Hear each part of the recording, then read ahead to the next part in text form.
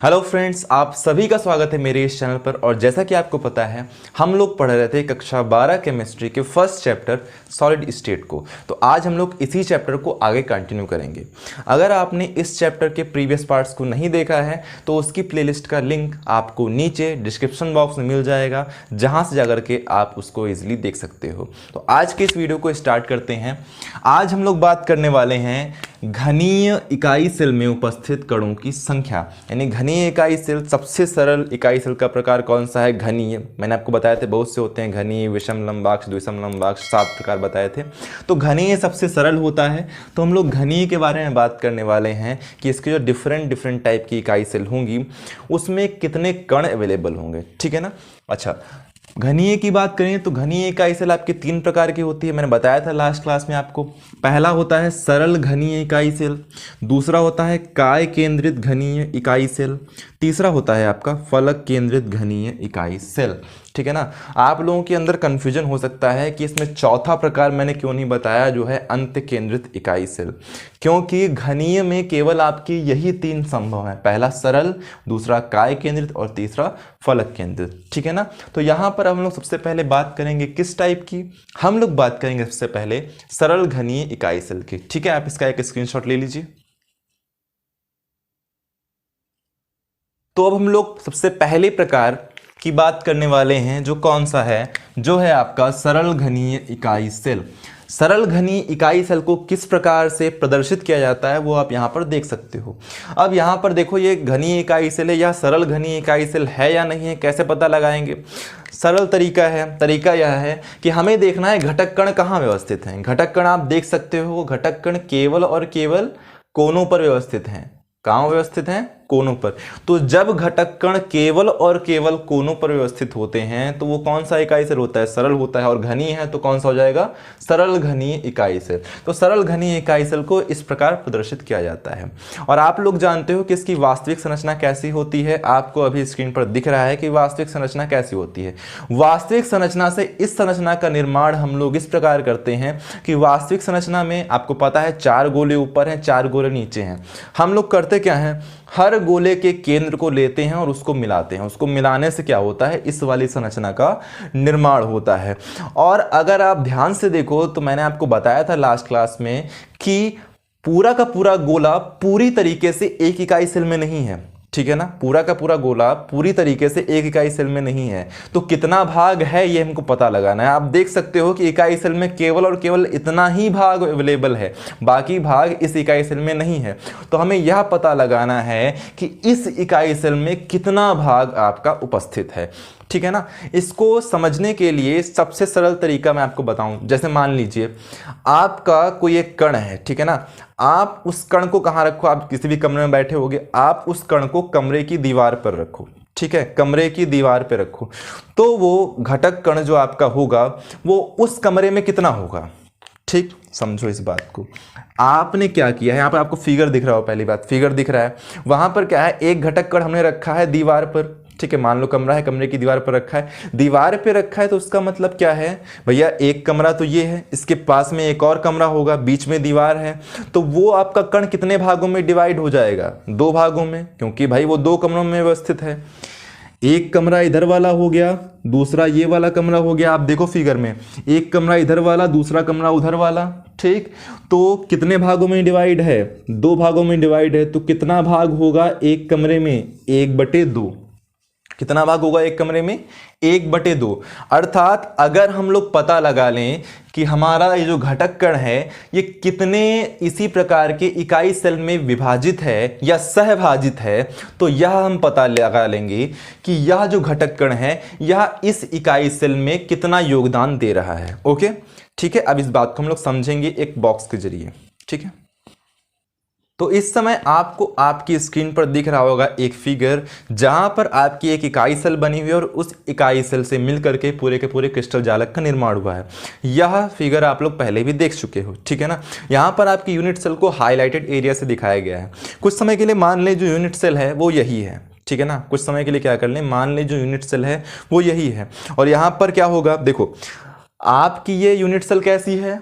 सरल घनीय इकाई सेल है, सरल घनीय इकाई सेल है, तो क्या होगा यहाँ पर इसके जितने भी कोने हैं, कितने कोने हैं, 8 कोने हैं, हर कोनों पर घटक कण उपस्थित होगा।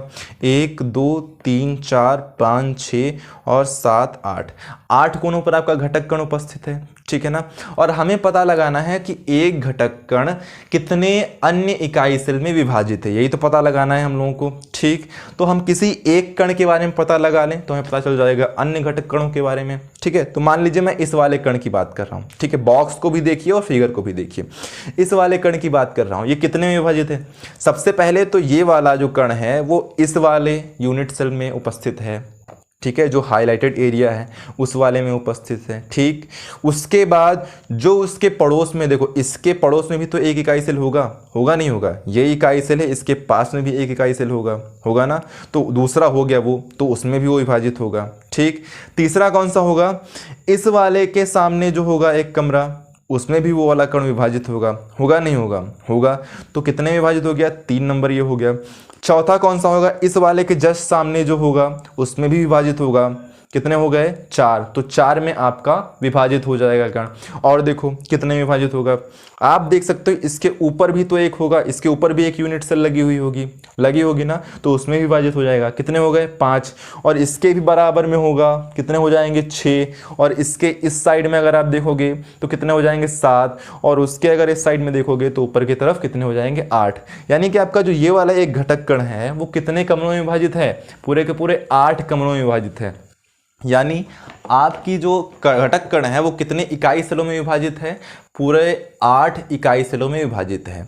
तो उस एक कण का उस इकाई सेल में कितना योगदान हो जाएगा, देखो इकाई सेल में कितना योगदान होगा, कण कितना है, एक, कितने में सहभाजित है, 8 में।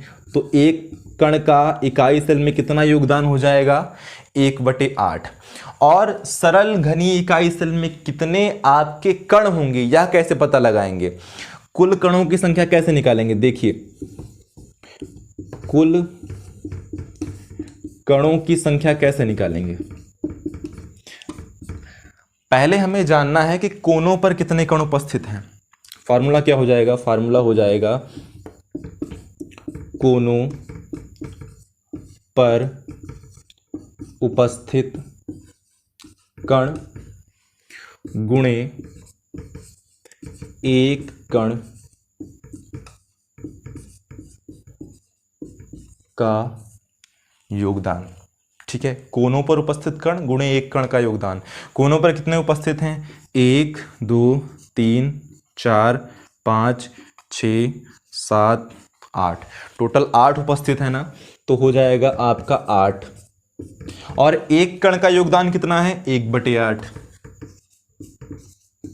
इस 8 से ये वाला 8 कैंसिल हो जाएगा, कितना आएगा, 1। यानी कि अगर आप देखो तो इस सरल घनीय इकाई सेल में टोटल कितने कण हैं, एक ही कण है।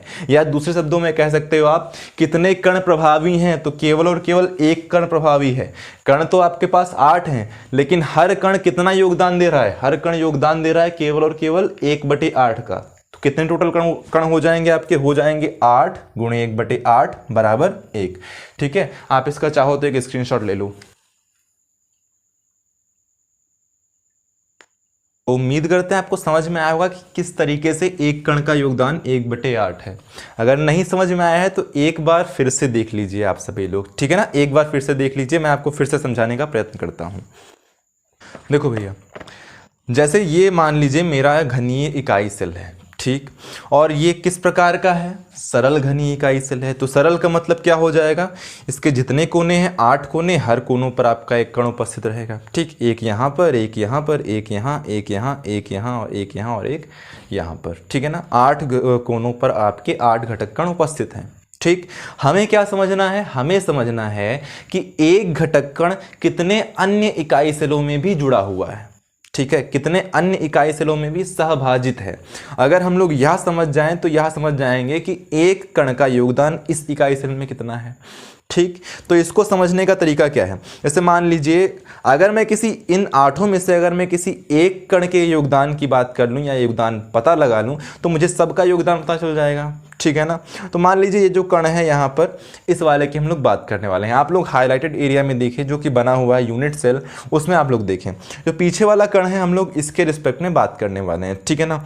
ये कण कितने अन्य इकाई सेलों में विभाजित होगा, समझेगा इसको। पहली चीज़ तो ये हो गई, ये वाला कण आपका इस इकाई सेल में होगा, ठीक है, जो हाईलाइटेड है उसमें तो होगा ही होगा। उसके अलावा अन्य कितने में होगा, पहला होगा एक ये। दूसरे की बात करें तो भैया हमें यह पता लगाना है कि ये वाला कण इस इकाई सेल के अलावा अन्य कितनों में विभाजित है, कि ये तो हमने पता लगा लिया, पहले ये है। तो दूसरे समझने के लिए हम लोग क्या करेंगे, एक और बॉक्स का प्रयोग करेंगे। देखो इस वाले कण की हम लोग बात कर रहे हैं, जो ये वाला कण यहाँ पर स्थित है। अब देखो इसके पास में भी तो कोई यूनिट सेल स्थित होगी, ठीक, ये यूनिट सेल है। तो आपका जो ये वाला कण है वो इस वाले में भी विभाजित हो गया, तो कितने हो गए, पहला ये, दूसरा ये, ओके। इसके अलावा एक यूनिट सेल यहाँ पर भी स्थित होगी, तो जब यहाँ पर स्थित होगी तो जो कण है आपका वो वाला इस वाले यूनिट सेल में विभाजित होगा, होगा नहीं होगा, जरूर होगा। तो 3 हो गए। तीसरा क्या, यूनिट सेल आपकी इसके जस्ट पीछे यहाँ पर भी स्थित होगी, यहाँ पर स्थित, तो यहाँ पर आपका जो कण स्थित है वो इसमें भी होगा और इसमें भी होगा, 4 हो गए।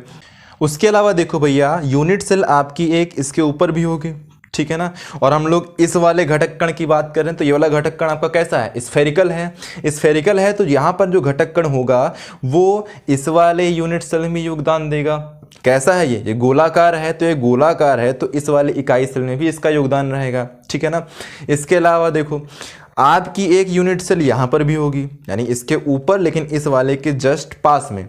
तो जो ये वाला कण है यहाँ वाला, ये वाला कण यहाँ पर भी योगदान देगा, देगा नहीं देगा, कितने हो गए, 6 हो गए। उसके बाद एक यहाँ पर भी होगी, 7 हो जाएंगे। फिर यहाँ पर भी होगी, 8 हो जाएंगे, नहीं हो जाएंगे। तो यहाँ से आप समझ सकते हो सिंपली कि टोटल कितने पार्ट्स में, टोटल कितने यूनिट सेल में, टोटल कितने यूनिट सेल में आपका एक कण योगदान दे रहा है, 8 में योगदान दे रहा है। तो 8 में दे रहा है और एक कण है तो कितना योगदान देगा, 1/8 योगदान देगा। योगदान पता चल गया, कणों की संख्या पता ही है 8। जब 8 कण उपस्थित हैं और एक कण का योगदान कितना है, 1/8, तो कितनी संख्या आ जाएगी, संख्या आ जाएगी आपकी 1, ठीक है ना। इसका आप स्क्रीनशॉट ले लो। अब हम लोग अपने नेक्स्ट प्रकार काय केंद्रित घनीय इकाई सेल के बारे में बात करेंगे। यहां पर देखेंगे कि काय केंद्रित घनीय इकाई सेल में कितने कण उपस्थित होते हैं। यहां पर देखो जैसा कि आपको दिख रहा है कि काय केंद्रित घनीय सेल आपके एक सामने उपस्थित है, ठीक है ना। ये काय केंद्रित घनीय इकाई सेल है, कैसे पता चलेगा, क्योंकि देखो काय केंद्रित में क्या होता है, आपके घटक कण 8 कोनों पर उपस्थित रहते हैं, 1 2 3 4 5 6 7 8 उपस्थित हैं। उसके अलावा इकाई सेल के केंद्र पर उपस्थित रहते हैं, इकाई सेल का केंद्र ये है, यहाँ पर भी उपस्थित है। अर्थात यह कैसी इकाई सेल है, यह काय केंद्रित घनीय इकाई सेल है, ठीक है ना।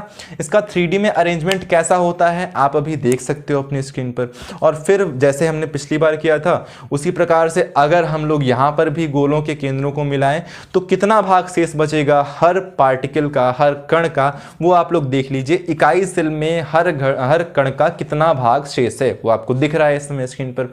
अब देखो यहाँ पर आपके 8 कण जो कोनों पर स्थित हैं, ठीक है, उनका योगदान तो हमने पहले ही निकाल लिया था सरल वाले में, कितना आ रहा था, 1/8।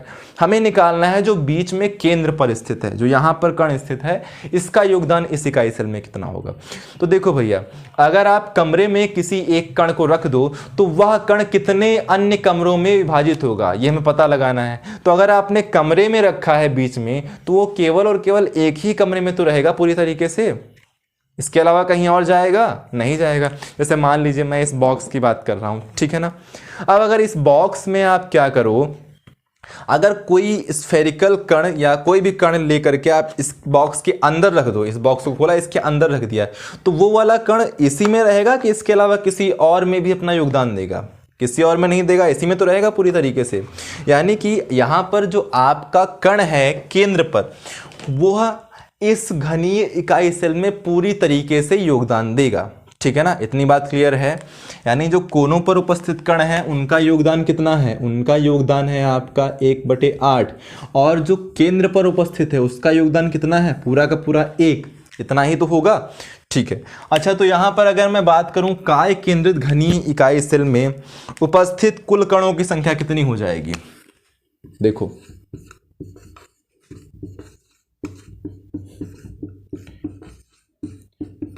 कुल कणों की संख्या, कुल कणों की संख्या की बात करूं मैं तो देखो सबसे पहले हमें समझना है कि जो आपके कोनों पर उपस्थित हैं उनकी संख्या कितनी है। तो क्या हो जाएगी, हो जाएगी कोनों पर उपस्थित कण, कोनों पर उपस्थित क्या कण, और उसके अलावा क्या गुणे एक कण का योगदान।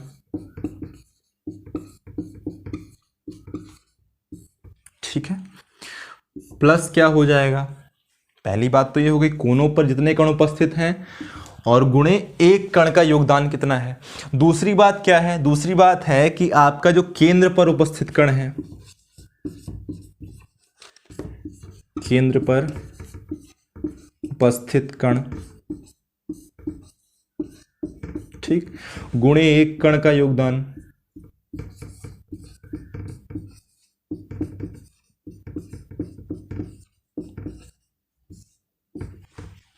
ठीक, पहली बात क्या, जो कण आपके कोनों पर उपस्थित हैं वो कितने हैं और उसमें एक कण का योगदान कितना है। ठीक है, दूसरी बात जो आपका केंद्र पर उपस्थित है वो कितने कण हैं और एक कण का योगदान कितना है। तो देखो भैया यहाँ पर कोनों पर आपके कितने कण उपस्थित हैं, 1 2 3 4 5 6 7 8, सभी को पता है 8 कोने होते हैं तो 8 कण होंगे, 8 गुणे एक कण का योगदान कितना है 1/8, अभी हम लोगों ने सीखा था। तो 8 गुणे कितना आ जाएगा 1/8, प्लस क्या है केंद्र पर उपस्थित कण, केंद्र पर कितने कण उपस्थित हैं, केवल एक ही उपस्थित है, एक कण का योगदान कितना है 1, पूरी तरीके से वो उसी इकाई सेल में उपस्थित है तो 1 गुणे 1 यानी कितना आ जाएगा। अब देखो 8 गुणे 1/8 इसका मतलब कितना आएगा 1, प्लस 1 गुणे 1 मतलब कितना आएगा 1, अर्थात काय केंद्रित घनीय इकाई सेल में टोटल कितने कण उपस्थित होते हैं 2, यानी काय केंद्रित घनीय इकाई सेल में उपस्थित कुल कणों की संख्या बराबर 2, या फिर बोल सकते हो प्रभावी कणों की संख्या बराबर 2। आप इसका एक स्क्रीनशॉट ले लो।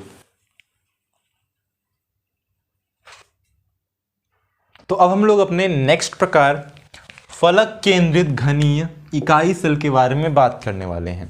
यहां पर हम लोग देखेंगे कि इसमें कितने टोटल घटक कण उपस्थित होते हैं। ठीक है, इसकी व्यवस्था आपको दिख रही होगी कि किस प्रकार से प्रदर्शित किया जाता है फलक केंद्रित घनीय इकाई सेल को, आप देख सकते हो। यह फलक केंद्रित है, कैसे पता चलेगा, पता लगाने का सबसे सरल तरीका यह है कि हमें यह देखना है कि क्या 8 कोनों पर आपके घटक कण उपस्थित हैं, तो उपस्थित हैं 1 2 3 4 5 6 7 8। दूसरा, क्या आपके 6 फलक के केंद्रों पर 6 घटक कण उपस्थित हैं, तो आप देख सकते हो 1 2 3 4 5 6 उपस्थित हैं, अर्थात यह व्यवस्था किसकी है, यह व्यवस्था है आपके फलक केंद्रित घनीय इकाई सेल की। इस प्रकार से हम लोग इसको प्रदर्शित करते हैं, लेकिन वास्तविक रूप में किस प्रकार से इसकी 3D व्यवस्था होती है वह आप यहाँ पर देख लीजिए। अब आप लोग जानते ही हो कि पूरी तरीके से एक कण योगदान नहीं देता है यूनिट सेल में, तो किस तरीके से कितना योगदान दे रहा है प्रत्येक कण इस यूनिट सेल में वह भी आप लोग देख सकते हो। अब उसको हमें निकालना है, ठीक है ना। देखो सबसे पहली बात करें इस कोने वाले परमाणु की, जो कोनों पर स्थित हैं कण स्थित हैं, उन कण का योगदान तो हमें पता है कि 1/8 होता है। ठीक है, हमें क्या पता लगाना है, जो आपके फलक पर स्थित हैं इनका योगदान कितना होगा। ठीक है ना, किसी एक का पता लगा लें, इनका योगदान हमें पता लगाना है। ठीक है ना, इसको समझिएगा आप सभी लोग। जैसे मैंने ये बॉक्स लिया, ठीक है, मैंने आपको बताया था पहली बात तो इसमें 6 फलक होती हैं, 1 2 3 4 5 और ये नीचे वाली 6 फलक होती हैं। अब अगर फलक पर हमने यहाँ पर एक परमाणु व्यवस्थित किया है, ठीक है, एक परमाणु हमने यहाँ पर व्यवस्थित किया, परमाणु अणु या आयन कुछ भी, एक घटक कण हमने क्या किया यहाँ पर व्यवस्थित किया, तो यह घटक कण कितने अन्य इकाई सेल में भी होगा, यहाँ पर स्थित है। ठीक, तो इसके अलावा जो यहाँ पर आपकी दूसरी इकाई सेल होगी, एक तो ये इकाई सेल है, इसके पास में ये इकाई सेल होगी, और जब आपका जो घटक कण है वो यहाँ पर स्थित है तो आपका घटक कण इसमें भी होगा और इस वाले में भी होगा। ठीक है, 2 ही में तो होगा। इस वाले में नहीं ना ही होगा, ना ही इस वाले में होगा, ना ही इस वाले में, ना ही इस वाले में, केवल 2 में विभाजित होगा। आप देख सकते हैं आप फिगर के जरिए कि आपका घटक कण कहाँ रखा हुआ है, फलक पे रखा हुआ है, ठीक है। तो वह किस में विभाजित होगा, केवल और केवल 2 इकाई सेलों में विभाजित होगा। तो यहाँ पर अगर मैं बात करूँ तो एक कण का योगदान कितना निकल कर के आ जाएगा, योगदान आ जाएगा आपका 1/2, ठीक है ना। अच्छा, तो फलक केंद्रित घनीय इकाई सेल में घटक कणों की संख्या कितनी हो जाएगी, कुल घटक कणों की संख्या कितनी हो जाएगी भैया। पहले तो हमें कोनों वाला देखना है, उसके बाद फलक के केंद्र पर देखना है। तो पहला क्या हो जाएगा, हो जाएगा कोनों पर उपस्थित घटक कण गुणे एक कण का योगदान। ओके, पहली चीज क्या, कोनों पर उपस्थित घटक कण गुणे एक कण का योगदान, प्लस फलक के केंद्र पर उपस्थित कण, फलकों के केंद्रों पर उपस्थित कण, ठीक है, गुणे एक कण का योगदान।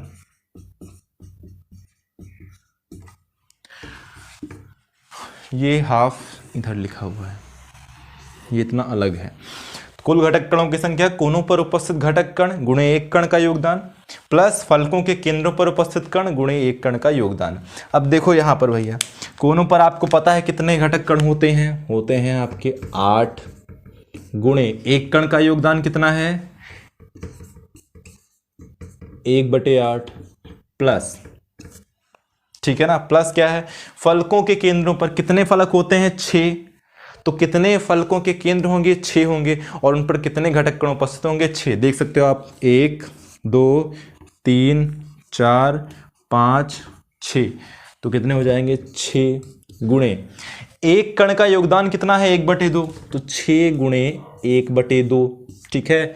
यहां से कितना आएगा, यहां से आएगा आपका 1, प्लस 6 गुणे 1/2 मतलब 3, टोटल कितने कण हो जाएंगे 4। अर्थात फलक केंद्रित घनीय इकाई सेल में कुल कणों की संख्या कितनी है 4, ठीक है ना। समझ में आया होगा आप सभी को, इसका एक स्क्रीनशॉट ले लीजिए। तो अब हम लोग रिवाइज करने वाले हैं उन्हीं सब बातों को जिसको अभी हम लोगों ने पढ़ा है इस क्लास में। जैसा कि आपको प्रोफार्मा एक आपके स्क्रीन पर दिख रहा होगा, यहाँ पर लिखा हुआ इकाई सेल कौन कौन से हैं, सरल घनीय, काय केंद्रित घनीय और फलक केंद्रित घनीय इकाई सेल। फिर यहाँ पर है उपस्थित कणों की संख्या, कोनों पर, केंद्र पर उपस्थित, फलक पर उपस्थित कणों की संख्या, और यहाँ पर कणों की कुल संख्या, ठीक है ना। अब देखो हम लोगों ने ये सब पढ़ लिया है, अभी पढ़ा हुआ है। कैसे पढ़ा था, सरल घनीय की बात करें, सरल घनीय में कितने कोने होते हैं 8 कोनों पर 8 कण उपस्थित होते हैं, तो 8 कण हो गए। एक कण का योगदान कितना 1/8, यानी कोनों पर कितने कण उपस्थित हैं आपके 8 गुणे 1/8 मतलब 1। केंद्र पर कितने होते हैं 0, सरल में केंद्र पर एक भी कण नहीं होता है। फलक पर बात करें, फलक पर भी एक भी कण नहीं होता है, तो कुल संख्या कितनी हो जाएगी आपकी भैया 1 हो जाएगी ना। नेक्स्ट है काय केंद्रित घनीय। काय केंद्रित में क्या होता है, कोनों पर फिर से वही 8 घटक कण उपस्थित हैं, प्रत्येक का योगदान है 1/8, टोटल हो गया 1। यानी कोनों पर कितने कण उपस्थित हैं 1, केंद्र पर कितने उपस्थित होते हैं 1 उपस्थित होता है, कि 1 का योगदान 1 ही होता है, तो 1 गुणे 1 हो जाएगा। फलक पर होते हैं 0, टोटल कितने हो जाएंगे, टोटल हो जाएंगे 1 + 1, कितने 1 + 1 बराबर 2। यहाँ पर मैं बात करूँ फलक केंद्रित घनीय इकाई सेल की, तो कोनों पर फिर से वही 8 घटक कण, एक कण का योगदान 1/8, टोटल संख्या 1। केंद्र पर, फलक केंद्रित घनीय इकाई सेल में केंद्र पर एक भी कण नहीं होता है, यानी कि 0। फलक केंद्रित घनीय इकाई सेल में फलक पर कण उपस्थित होते हैं कितने 6 फलक होते हैं और हर फलक पर एक एक कण उपस्थित होता है, तो 6 हो गए। एक कण का योगदान कितना होता है? 1/2, क्योंकि आपका एक कण 2 इकाई सेलों में सहभाजित रहता है, ठीक है। और 6 गुणे 1/2, इसका मतलब कितना हो गया? 3। तो कणों की कुल संख्या कितनी हो जाएगी? हो जाएगी 1 + 3 = 4।